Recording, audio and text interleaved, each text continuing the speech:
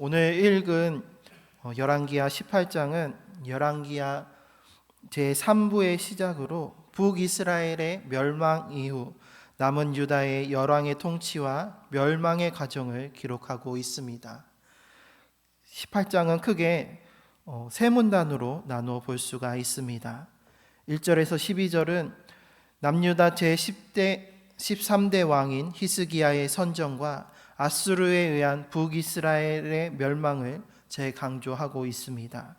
그리고 17절까지는 2회에 걸친 아수르 왕 사네립의 남유다 침공에 대해 기록하고 있으며 마지막 37절까지는 히스기야 왕을 향한 사네립의 신하 랍사게의 모독과 항복 요구에 대해 기록하고 있습니다. 오늘은 이 가운데 첫째 문단에 기록된 히스기야의 종교 개혁에 대해서 함께 살펴보고자 합니다. 남유다에는 총 20명의 왕이 제의하여서 통치하였는데 그 중에 선한 왕은 8명이었습니다. 아사, 여호사밧, 요아스, 아마샤, 우시야, 요담, 그리고 히스기야, 요시야입니다. 이들은 그의 조상 다윗과 같이 여호와 보시기에 정직히 행하여 하나님의 칭찬을 받은 선한 왕들이었습니다. 그리고 이 8명의 선한 왕들 중에서도 2명은 전에도 이후에도 이런 왕이 없었다라는 극찬을 받습니다. 그 두 왕이 바로 제13대 왕인 히스기야와 제16대 왕인 요시야였습니다. 열왕기하 18장 5절에서 히스기야가 이스라엘 하나님 여호와를 의지하였는데 그의 전후 유다 여러 왕 중에 그러한 자가 없었다라고 말씀하고 있습니다. 또 열왕기하 23장 25절 말씀을 보면 요시야와 같이 마음을 다하며 뜻을 다하며 힘을 다하여 모세의 모든 율법을 따라 여호와께로 돌이킨 왕은 요시야 전에도 없었고 후에도 그와 같은 자가 없었더라라고 하면서 요시야와 또 히스기야가 가장 하나님 마음에 합한 왕으로서 평가받고 있습니다. 이들이 이러한 평가를 받게 된 것은 다른 6 왕들도 우상을 없애며 종교 개혁을 일으켰지만 끝까지 없애지 못했었던 그 산당들을 히스기야와 요시야는 부수고 철폐함으로써 온전한 종교 개혁을 일으켰기 때문이었습니다. 특별히 요시야는 성전에서 발견한 율법책을 통해 율법 중심의 종교 개혁을 일으켰다라고 하면 오늘 본문에서의 히스기야는 철저하게 모든 우상들을 철폐하는 종교 개혁이었습니다. 그래서 히스기야는 여러 산당들을 제거하며 주상들을 깨뜨리고 아세라 목상을 찍으며 모세가 만들었던 놋뱀을 이스라엘 자손이 이때까지 향하여 분향함으로 그것을 부수고 누수단이라 일컬었습니다. 이러한 히스기야의 종교개혁에서 오늘 우리가 주목해 볼 것은 히스기야가 없앤 그 우상들 가운데 모세가 만들었던 놋뱀이 있었다라는 사실입니다. 이 놋뱀은 민수기 21장에 등장을 합니다. 출애굽한 이스라엘 백성들이 광야길 가운데서 하나님과 모세를 향하여 원망하면서 불평과 불만들을 쏟아내게 됩니다. 하나님께서 주신 그 만나를 하찮게 여기고 내가 이것을 싫어한다라고 말합니다.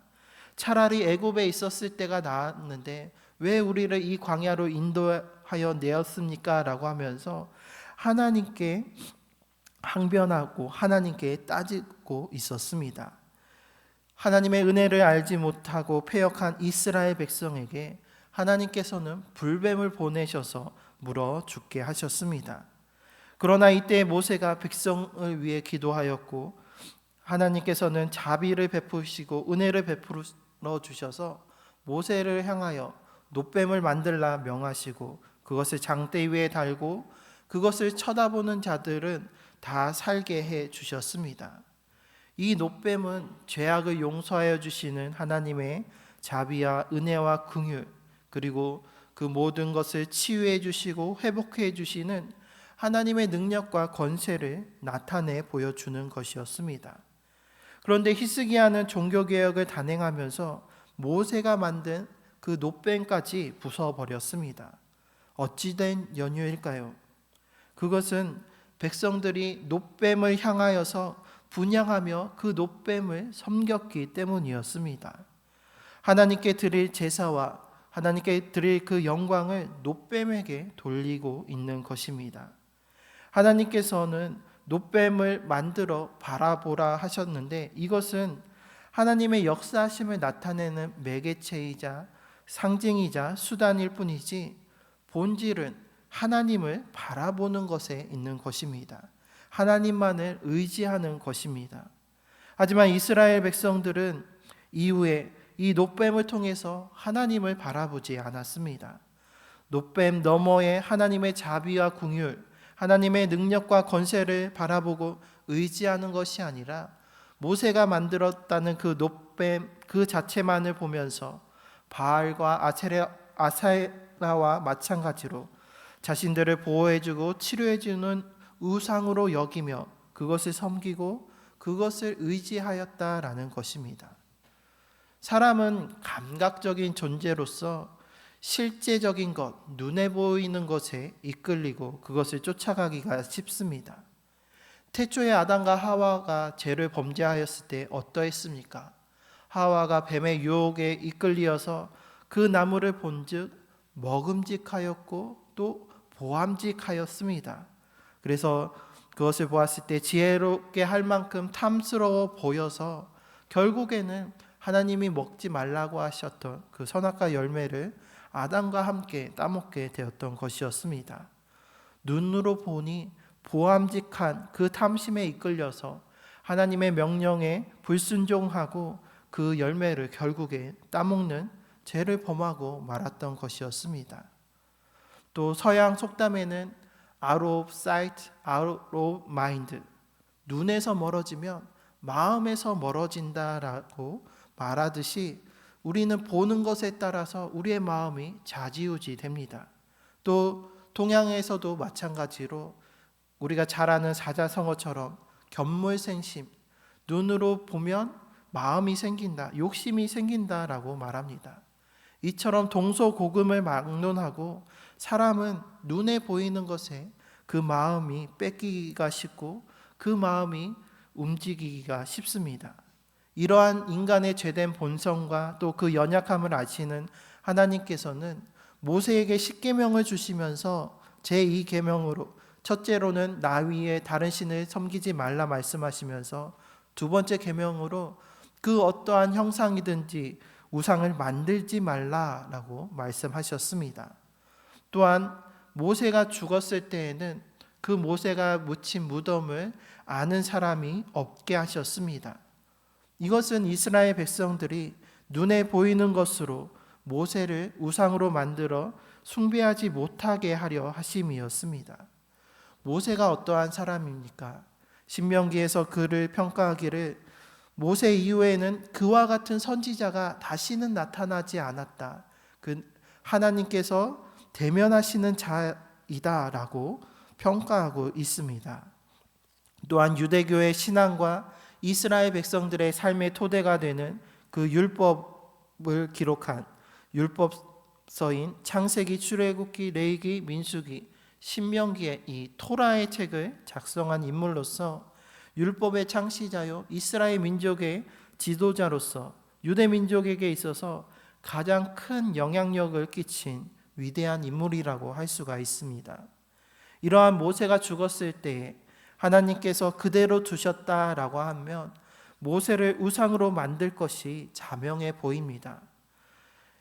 애굽의 커다란 무덤이었던 피라미드와 그 우상 숭배에 익숙해져 있었고 이미 이전에 시내산에서 금송아지 우상을 만들어서 숭배했던 그 이스라엘 민족들이 모세의 사후에 그를 위해 무덤을 만들고 그 모세를 신격화하려 하였을 것이다 라는 말입니다. 그도 그럴 것이 오늘 본문에서처럼 이미 모세가 만들었던 그 놋뱀에 분향하면서 우상으로 섬기고 있는 것을 볼 수가 있습니다. 하나님께서는 모세를 그렇게 신격화하고 우상으로 섬기지 못하도록 그 무덤을 알지 못하게 하셨는데 무덤 대신에 모세가 만들었던 그 놋뱀을 가지고 거기에 분향하며 우상으로 섬기고 있었다라는 것입니다. 그래서 히스기야는 모세가 만든 놋뱀, 그것을 통해서 하나님의 역사가 나타났던 그 놋뱀이었지만 그것을 부숴버리고 느후스단이라고 일컬었습니다. 느후스단은 놋조각이라는 뜻입니다.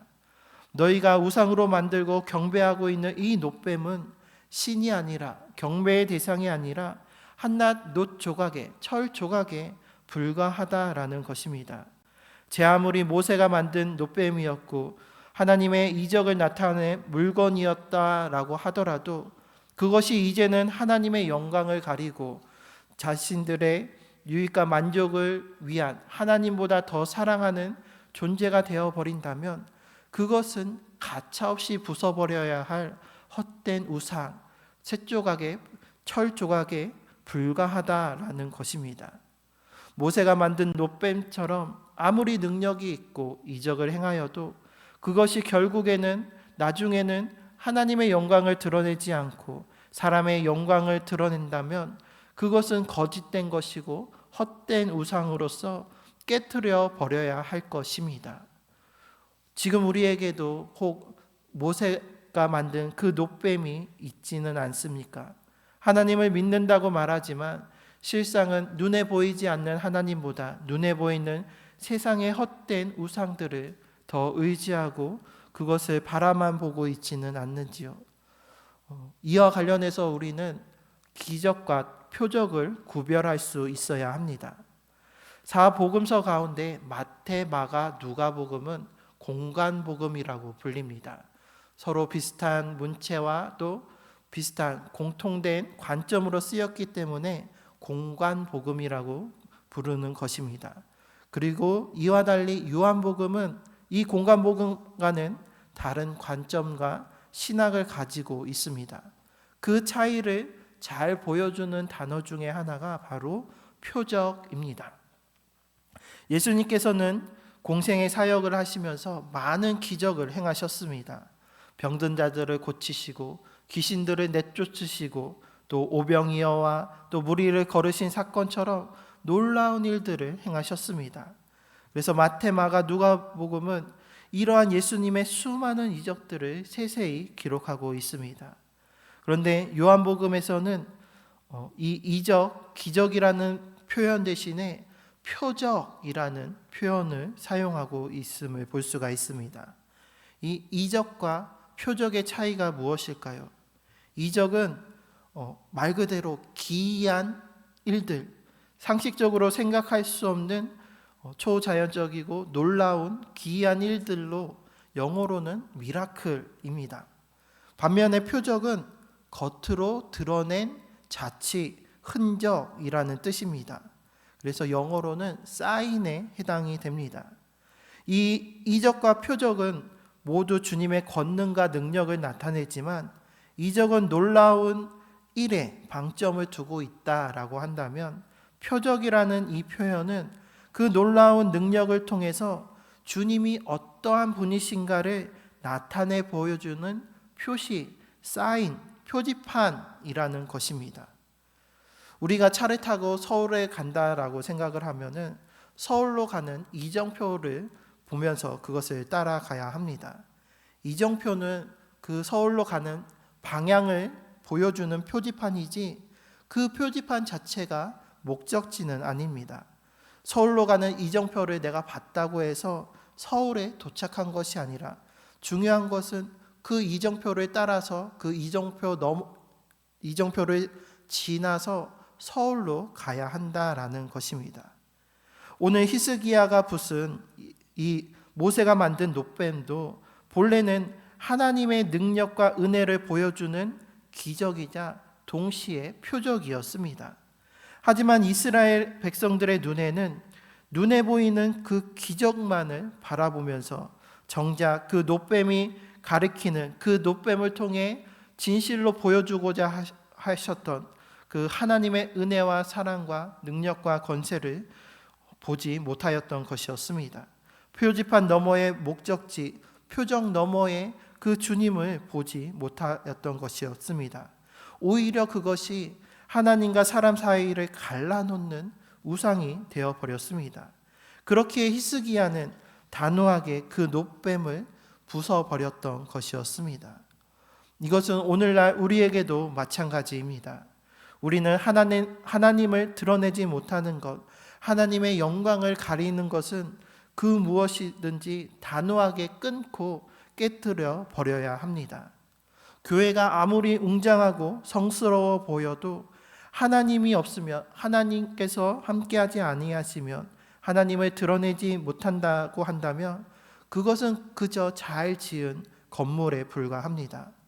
또 목사가 아무리 설교를 잘하고 많은 사람들에게 감동을 주어도 주님을 나타내는 표적이 되지 않는다라고 하면 그 목사는 거짓말쟁이에 불과합니다.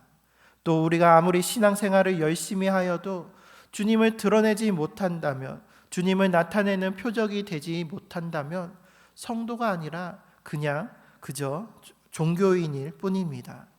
그렇다면 과연 우리는 어떠한가요? 주님의 영광과 능력과 권세와 그 사랑과 은혜를 드러내는, 주님을 증거하고 나타내는 표적인가요? 아니면 오늘 히스기야가 부숴버린 그 모세가 만든 놋뱀처럼 겉으로는 기적과 같이 놀라운 것이고 또 신실해 보여도 실상은 하나님을 나타내지 못하고 그저 나의 유익과 만족과 또 나의 영광만을 구하는 그 우상과 같은, 그래서 겉으로 보이는 모습만 중하게 여기는 외식하는 믿음은 아니신가요? 바라기는 우리 모두 이 깨트려버릴 우상의 신앙이 아니라 끝까지 하나님만을 드러내고 높이며 영광 돌리는 표적이 되는 우리 모두가 되시기를 바랍니다.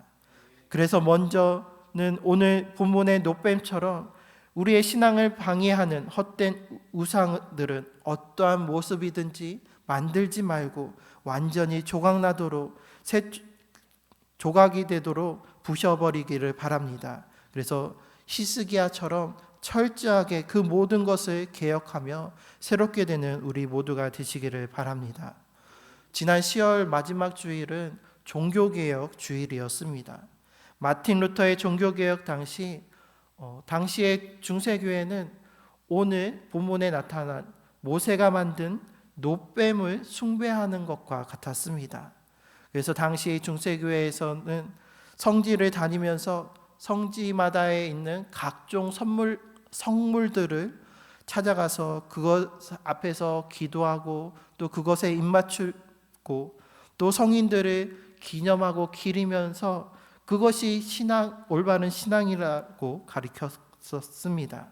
또한 성 베드로 성당을 화려하고 아름답게 건축하기 위해서 그 건축비를 마련하고자 면죄부를 만들어서 판매하면서 그렇게 잘못된 신앙을 보여주었고, 이것을 보지 못해 그대로 둘 수 없었던 마틴 루터는 종교개혁을 일으키면서 철저하게 그 모든 것을 버리고 부셔버리고 새롭게 개혁을 하였던 것이었습니다. 그래서 이 종교개혁의 모토가 되는 그 5가지 강령이 있는데, 그 첫째가 솔라 스크립투라, 오직 말씀, 오직 성경이라는 뜻입니다. 그래서 하나님의 말씀에 벗어난 모든 것은 내버리고 개혁해야 한다라는 것이었습니다. 그리고 솔루스 크리스토스, 오직 그리스도, 우리가 구원받는 것은 다른 어떤 것이 아니라 세상의 헛된 우상들, 다른 신이 아니라 오직 그리스도 예수뿐이다라는 고백입니다. 그리고 세 번째는 솔라 피데, 오직 믿음으로 우리가 구원을 받는다. 우리가 어떠한 성물 앞에서 기도하고 그것에 입맞추고 어떠한 성인을 기념해서 그것으로 공덕을 쌓아서 구원받는 것이 아니라 오직 예수 그리스도를 믿는 믿음으로 구원을 받는다라는 것입니다. 그리고 네 번째는 솔라 그라치아, 오직 은혜, 오직 하나님의 은혜만이 우리를 구원해 주신다라는 것이고, 그리고 그 마지막 대강령은 바로 솔리데오 글로리아, 오직 하나님께 영광이라는 뜻입니다. 처음 이 모세가 만든 놋뱀은 하나님의 영광을 드러내는 도구였지만 사람의 욕심과 탐심으로 인하여서 또 무지함과 그 죄악으로 인하여서 오히려 하나님의 영광을 가리게 되었습니다.